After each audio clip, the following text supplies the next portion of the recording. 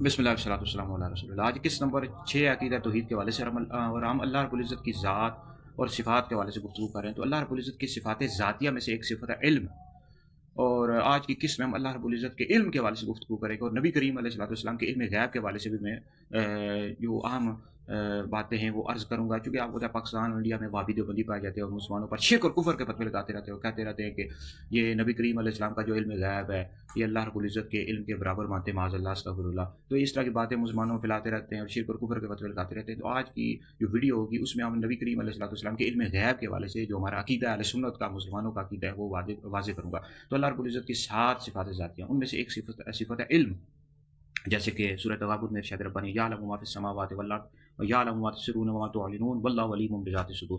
تو اس حوالے سے یاد رکھیں اللہ رب العزت کا علم ذاتی ہے، اور اللہ رب العزت کے دیے بغیر کوئی ایک حرف بھی نہیں جان سکتا، یہ پہلا عقیدہ۔ تو علم غیب کے حوالے سے اللہ رب العزت کا علم ذاتی ہے، نبی کریم علیہ الصلوۃ والسلام کا علم عطائی ہے، یعنی نبی کریم علیہ الصلوۃ والسلام کو علم غیب اللہ رب العزت نے عطا کیا۔ علم غیب کا مطلب ہوتا ہے چھپی ہوئی چیز کا علم، پوشیدہ چیز کا علم، پوشیدہ چیزوں کا علم، یعنی تو علم غیب کا یہ مطلب ہوتا ہے پوشیدہ چیز کا علم، چیزوں کا علم۔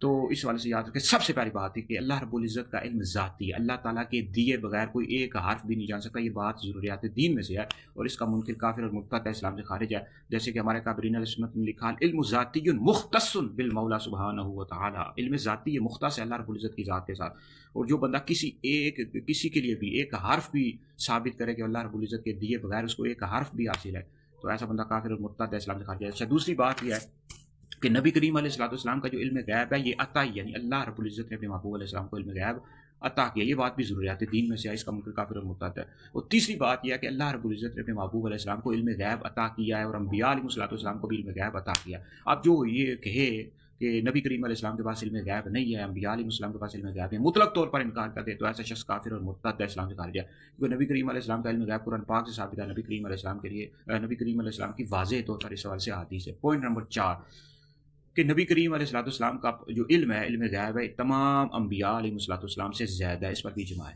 اب پانچویں بات یہ ہے کہ اللہ رب العزت نے اپنے محبوب علیہ السلام کو قیامت کا بھی علم عطا کیا ہے، اس روح کا بھی علم عطا کیا ہے، علوم خمسہ میں سے بھی حصہ عطا کیا، یعنی بارش کب ہوگی، ماں کے پیٹ میں کیا ہے، کون کل کیا کرے گا، کب مرے گا، یہ جو علوم خمسہ ان میں سے بھی حصہ عطا کیا ہے، یہ ہمارے سنت کا موقف ہے۔ لیکن اگر کوئی شخص کہتا ہے کہ اللہ رب العزت نے اپنے محبوب علیہ السلام کو قیامت کا علم نہیں دیا، روح کا علم نہیں دیا، تو ایسا شخص نہ کافر ہے اور نہ ہی گمراہ ہے، نہ ہی وہ کافر ہے نہ گمراہ، چونکہ اس حوالے سے اختلاف ہے۔ بہرحال یہ کہ نبی کریم علیہ الصلوۃ والسلام کو وہ علوم خمسہ میں سے حصہ عطا کیا گیا۔ اب اس کا اگر کوئی منکر ہے تو گمراہ ہے، ٹھیک ہے، علوم خمسہ میں سے بھی حصہ عطا کیا گیا ہے۔ تو اس حوالے سے چھٹی بات یاد رکھیں کہ اللہ رب العزت کا جو علم ہے غیر متناہی ہے، اس کی کوئی حد نہیں ہے۔ نبی کریم علیہ الصلوۃ والسلام کا علم متناہی ہے، اس کی حد ہے۔ وہابیوں دیوبندیوں ہم تمہیں چکر لگائیں گے، تمہاری کھوپڑیوں کو درست کریں گے، جو مسلمانوں پر شرک اور کفر کے فتوے لگاتے رہتے ہو۔ اب یہ دیکھو مسلمانوں، سنو ان باتوں کو سنو، یہ علم غیب کے والے سے ہماری یہ عقائد ہے، اور یہ آ کر تبلیغ کے نام پر وہابی آ جاتے ہیں، دیوبندی آ جاتے ہیں، تبلیغ کہتے ہیں جی سنت کی تبلیغ کریں گے، اور مسلمانوں کو تنگ کرتے ہو، سنیوں کو تنگ کرتے ہو، کہتے ہو تم لوگوں کے یہ عقائد ہیں علم غیب کے والے سے، اور غلط باتیں پھیلاتے رہتے ہو، ہم تمہیں ننگا کریں گے، تم لوگوں کی کھوپڑیوں کو درست کریں گے۔ جو سادہ مسلمان ہیں، سنی پڑھے لکھے بیچارے نہیں، عقائد کا اتنا پتہ ہی نہیں ہوتا، تو ان کے حوالے سے غلط باتیں عقائد کے حوالے سے ان کو غلط سکھاتے رہتے ہیں اور باتیں کرتے رہتے ہیں کہ یہ ہے تو یہ فلاں بات ہو گئی، یہ غلط بات ہے۔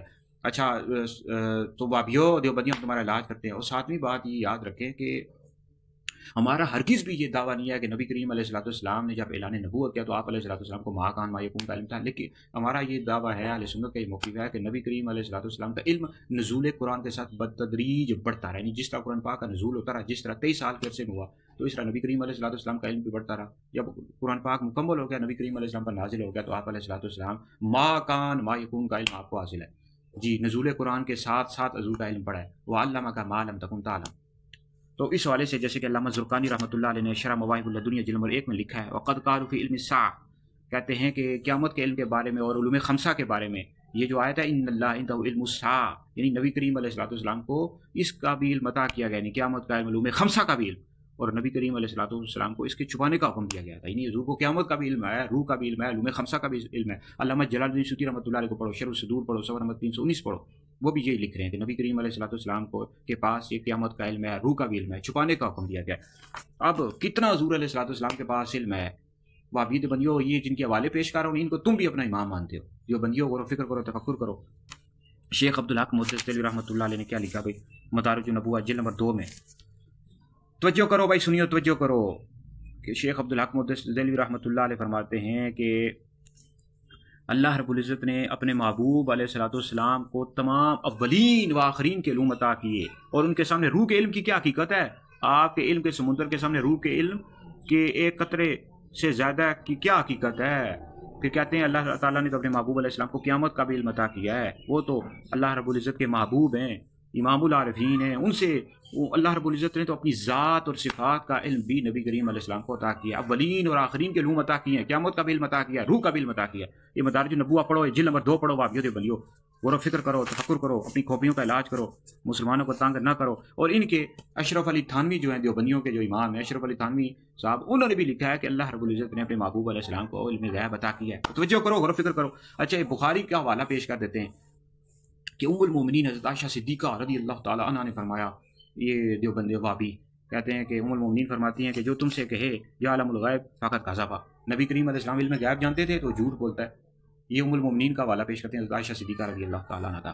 तो हम इनको कहते हैं आता है बुखार, मगर आती नहीं बुखारी, बुखारी नहीं कभी पढ़ी। बुखारी में जो दूसरी हदीस मौजूद है जिसमें नबी करीम अलैहिस्सलाम ने फरमाया सलूनी अम्मा शिअ्तुम, ये हदीस नहीं कभी तुम लोगों ने पढ़ी। सलूनी अम्मा शिअ्तुम, हुज़ूर ने फरमाया था सवाल करो जो चाहो मुझसे पूछो, मैं तुम्हें बताऊंगा। और दूसरी बात यह है कि उम्मुल मोमिनीन का ये अपना ज़ाती कौल है, हालांकि नबी कुरान पाक की आयत है, नबी करीम अलैहिस्सलाम की वाज़ेह हदीस हैं जिसमें साबित है कि नबी करीम अलैहिस्सलाम को अल्लाह रब्बुल इज़्ज़त ने इल्म गैब अता किया है। तो उम्मुल मोमिनीन का ये अपना कौल है, उनका एक कौल छोड़ दिया जाएगा और नबी करीम अलैहिस्सलाम की हदीस से साबित है। इस वाले से सहाबा किराम अलैहिम रिज़वान के अक़वाल मौजूद हैं कि अल्लाह रब्बुल इज़्ज़त ने अपने महबूब अलैहिस्सलाम को इल्म गैब अता किया है। और फिर उस हदीस में ये वो तो हज़रत आयशा ये भी कह रही हैं कि नबी करीम अलैहिस्सलाम ने शब मिराज अल्लाह रब्बुल इज़्ज़त को नहीं देखा, हालांकि नबी करीम अलैहिस्सलाम ने तो शब मिराज अल्लाह रब्बुल इज़्ज़त का दीदार किया है। इस हवाले से हज़रत सैयदना अबू ज़र ग़िफ़ारी रज़ी अल्लाह ताला अन्हु का इस हवाले से ये मौक़िफ़ है, जैसे कि फ़तहुल बारी पढ़ो, नबी करीम अलैहिस्सलाम ने शब मिराज अल्लाह रब्बुल इज़्ज़त का दीदार किया। हज़रत आयशा इसके इनकार कर रही हैं, हज़रत अबू ज़र ग़िफ़ारी और सहाबा की एक जमात कह रही है कि नबी करीम अलैहिस्सलाम ने शब मिराज अल्लाह रब्बुल इज़्ज़त का दीदार किया। वाबियो इसका जवाब दो, देवबंदियो इसका जवाब दो, वो उनका अपना ज़ाती कौल है, अपना मौक़िफ़ बयान कर रही हैं। हालांकि कुरान पाक है याद है नबी करीम अलैहिस्सलाम की वाज़ेह तौर पर हदीस मौजूद हैं कि नबी करीम अलैहिस्सलाम के पास इल्म गैब है और शब मिराज अल्लाह रब्बुल इज़्ज़त का आपने दीदार किया। अबू ज़र ग़िफ़ारी का और सहाबा की जमात का ये मौक़िफ़ है। फ़तहुल बारी जिल्द नंबर 9 पढ़ो और वाबियो देवबंदियो गौर फ़िक्र करो, तफक्कुर करो।